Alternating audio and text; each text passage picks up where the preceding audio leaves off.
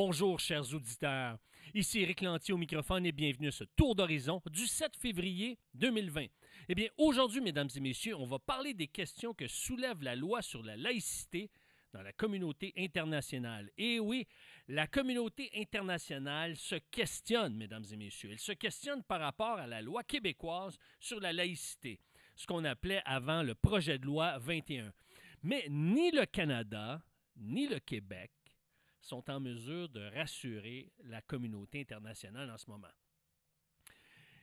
Mais ce qui est problématique, mesdames et messieurs, c'est que ce ne sont pas quelques premiers ministres ou quelques présidents qui questionnent le Québec et le Canada. Non, non, non.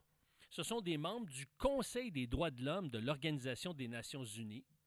Ce sont des gens de la Commission interaméricaine des droits de l'homme et de l'Organisation pour la sécurité et la coopération en Europe. Écoutez, l'ONU est tellement préoccupée qu'elle a mandaté des délégués pour les questions relatives aux minorités, au racisme et à la liberté de religion pour questionner, pour obtenir des réponses de la part du Canada face à la protection des minorités religieuses qui étaient visées par le projet ou qui sont visées par le projet de loi 21 qui s'appelle maintenant la loi sur la laïcité. Le problème, pourquoi on pose ces questions-là et quelles sont les questions qu'on pose? Eh bien, c'est que la loi n'a pas défini d'une manière suffisamment claire qu'est-ce qu'un symbole religieux. Parce qu'on ne veut pas que les gens qui occupent un poste d'autorité, qui sont en autorité et qui doivent effectuer une certaine coercition, par exemple, qu'on soit juge, policier ou enseignant, eh bien, ces gens-là qui sont en position d'autorité doivent s'abstenir de porter un symbole religieux, que ce soit dans le cou, que ce soit sous forme de boucle d'oreille, etc. Maintenant, Jonathan Monpetit de CBC News va dire « Est-ce que l'étoile de David, c'est un symbole religieux ou politique? » On n'est pas en mesure de trancher ce genre de questions-là. Et pourtant, si un juif arrivait, par exemple, s'il était policier et arrivait avec une étoile de David, soit au cou, ou soit une femme, par exemple, portait une boucle d'oreille avec l'étoile de David, est-ce qu'on devrait lui accorder des sanctions à ce moment-là? Alors, maintenant, l'autre question qu'on doit se poser et qui suit, est-ce que c'est au gouvernement de décider c'est quoi un signe religieux?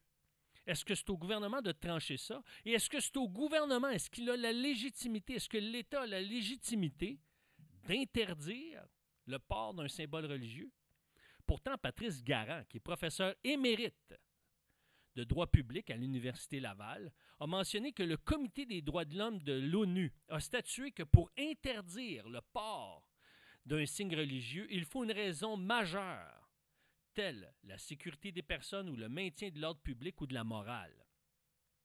En quoi est-ce immoral de porter un voile par-dessus les cheveux? Maintenant, moi, je ne voudrais pas que mon épouse porte à journée longue, dans l'espace public, un voile sur les cheveux. Maintenant, c'est pas à moi de lui dire quoi faire, mais moi, je trouverais ça très inconfortable de la voir aller comme ça. Maintenant, ça, c'est un choix personnel. Mais est-ce que, si je suis dirigeant d'une nation, d'un pays, est-ce que je dois imposer mes choix personnels aux citoyens ou je dois permettre aux citoyens de vivre en fonction de leur liberté de conscience, leur liberté d'expression? Et en quoi un voile, une croix, une kippa est-il une menace? Ou en quoi sont-ils, une menace au maintien de l'ordre, de la sécurité ou de la morale au Québec?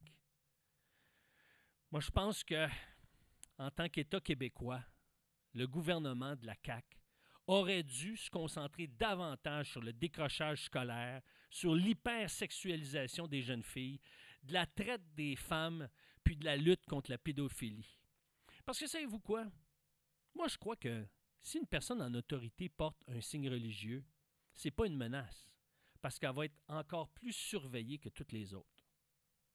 Par exemple, si vous avez un policier qui porte justement l'étoile juive, eh bien, vous allez davantage observer ses agissements, à savoir est-ce qu'il agit en fonction de ses valeurs personnelles ou en fonction de son mandat.